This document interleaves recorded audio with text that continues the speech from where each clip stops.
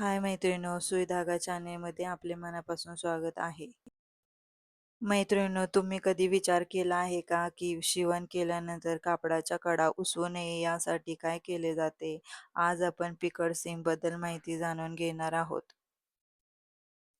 Picking कात्री वापरून सीमच्या कडा zigzag आकारात कापून केलेल्या फिनिशिंगला पिकड सीम म्हणतात. या सीमचे वैशिष्ट्य पाहूया. एक, पिकिंग कात्रीचा वापर केला जातो. 2, सीमच्या कडा झिगझॅग आकारात कापल्या जातात. 3, कापड उसवणे कमी होते.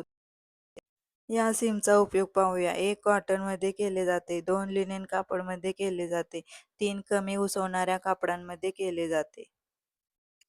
या सीमचे फायदे पाहूया. 1, करायला सोपी. 2, वेळ वाचतो. 3, कापड उसवणे कमी होते. 4, आकर्षक फिनिशिंग मिळते.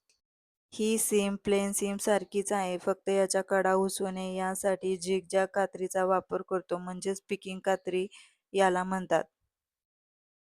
ही एक सीम फिनिश आहे. सीमचा स्वतंत्र कुठलाही प्रकार नाही. मैत्रिणींनो, व्हिडिओ आवडला असेल तर सुई धागा चॅनेलला लाईक करा, शेअर करा, कमेंट करा, सबस्क्राईब करा आणि बेल आयकॉन दाबा.